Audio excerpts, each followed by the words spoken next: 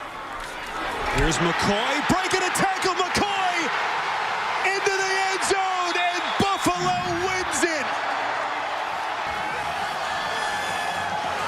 A new career high, 32 rushing attempts, 150.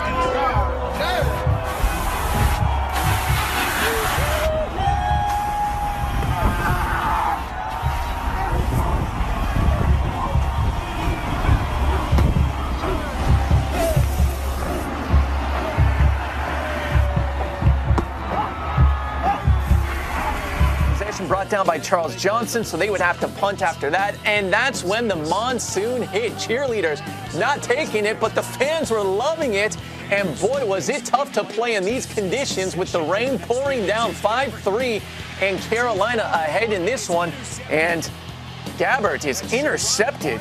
Hard to see even the cameras. Just their visibility was so Gabbert with a tough start to the game. Cam Newton having difficulties as well, having trouble hanging on to the ball, trying to get rid of it. He's able to dump one off to Greg Olsen for a long, making guys miss, dragging players down for a 39-yard gain. So despite the low score and the rain coming down, Jaguars finding a way to move the ball, and they were doing it. The monsoon season struck early and turned the Cotton Bowl into a fish bowl for the guards instead of referees because the surf was up in Dallas.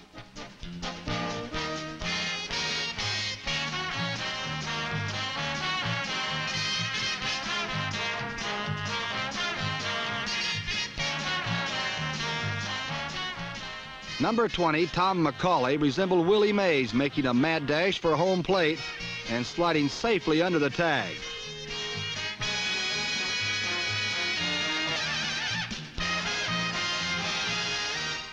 While the Dallas offense fell flat on its back, Coach Ernie Stautner outlined a defense that gave the Cowboys their first applied to football.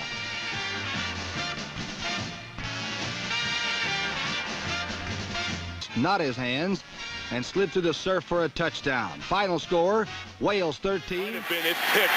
A play looked at just as well as this punch.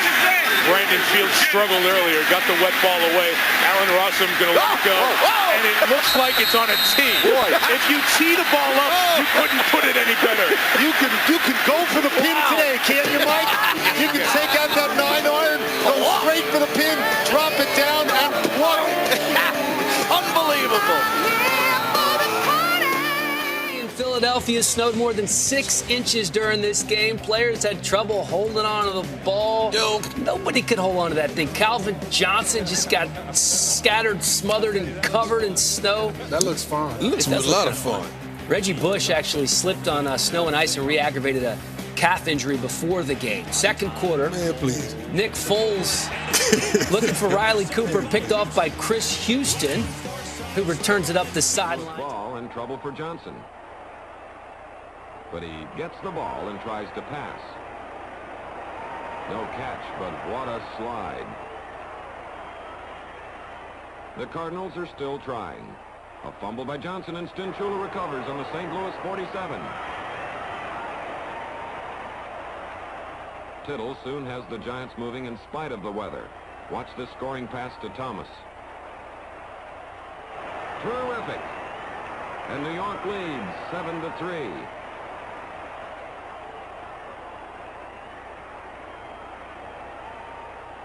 The rain stays heavy and the mud gets deeper.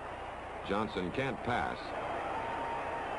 And he's almost drowned. Cardinals try a shotgun. Johnson connects with Conrad down the middle. Barnes and Patton almost knock each other out. And the Cards lead 10-7. Let's watch the Giants take to the mud. You can hardly see their uniforms, but that's Thurlow running. In fact, Steve leads everyone with 61 yards gained from scrimmage over land and sea. Y.A. Tittle does his best under difficult conditions, too. He passes to Dick James. James splashes for 34 yards to the St. Louis 18. The Giants refuse to let up, and this time it's Tittle to Thurlow for 10 more muddy yards.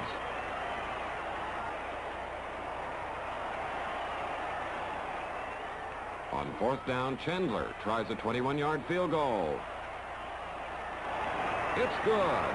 And the Giants and the Cardinals end up in a 10-10 tie. But his team hung tough, beating Miami in the rain and barely losing to Houston in the snow. The victory left Jerry Glenn. Here's the snap. Marino back to throw. Excellent protection. He fires. It is caught. And it's going to go for a first down across the 45 down to the 40-yard line. Nat Moore came up with a great reception in between two blue mud-shirted defenders. Receivers spread all over the place. Dolphins will be coming after him. He drops to throw. Fires it. It's going to be intercepted by Small. Back at the 45-yard line. Runs laterally. Now comes to the middle of the field, and he's going to be dragged down at the 46. Back in Dolphins territory, Tracy Porter. 5 minutes to play. The locker room shows to follow. Here's the handoff. Fumble on the play.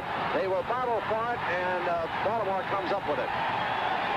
When you got Overstreet in there, your lead can dissipate in a hurry. He really has indicated that in preseason, regular season, a penchant for coughing up the ball, and Miami had protected it so well all day. Chicago, and Lightning caught him a little bit, and some of the fans, I think, remember about that. Many of the fans have pulled out, and we frankly don't blame them. I don't think I've ever seen it rain this hard at a football game, Frank. I don't believe I've ever seen it rain this hard. We are getting a lot of water in our booth. Chicago, I guess, can really turn on the rain. 5-yard penalty offside against the Steelers.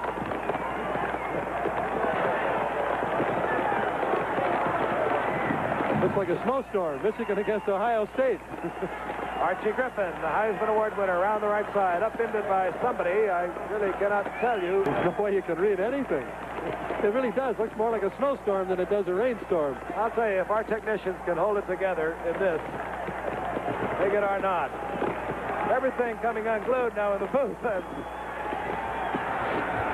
This calls for a little poise on the field. Second down and 5. Known something. You can't see down on the field. You literally cannot see on the field. I've never seen anything quite like it. The only time I have is when I was a kid in Minnesota and we used to play in a snowstorm, Frank, and that's just about what it looks like, even though this time it's straight up rain. There's literally hundreds of people out on the field now, sliding around. They're enjoying what's happening. It's going to be awfully hard to get control again and get them all off the field because it's very hard to identify it. We've got the Steelers going to the sideline. And I would suspect that the Steelers are, oh, wow, here comes one, baby. I think you'll probably be able to hear this one. I think we better get a little delay in the game, even though by football rules you're not supposed to. That took 3 seconds. Speed of sound, what? It was the Norse custom to bury Vikings aboard a burning ship at sea. But in the Coliseum, the game proved a soggy funeral for the Rams' Super Bowl ambitions. Minnesota won 14-7, and instead of the dispirited Rams, it was the Vikings who would contest the mighty Dallas Cowboys for the NFC Championship.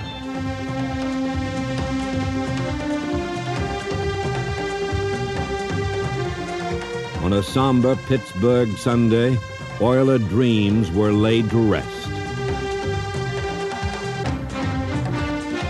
In a freezing rain, Houston fumbled 6 times, and the long ride was over. Playing in a fog, and in the second half, that metaphor became a reality. When a dense fog descended upon Soldier Field, the Eagles' hopes of erasing the Bears' 17-9 halftime lead vanished in a puff of smoke. This thick gray curtain brought an air of menace and an aura of mystery. I've been in stadiums where they put you in high press boxes and you feel like you're looking through the clouds. But in this case, we really are in the clouds. Here's how it looks to us, and we're only about 20 yards away from the play. We can hardly see it. In the stands, the fans can't, and they're relying on the play-by-play announcer to keep them abreast of what's going on. Cunningham looking, he fires the pass, and it is It may be intercepted by the Bears as Cunningham evidently fired into the fog and was picked off that time by the Bears, and that could do it right there.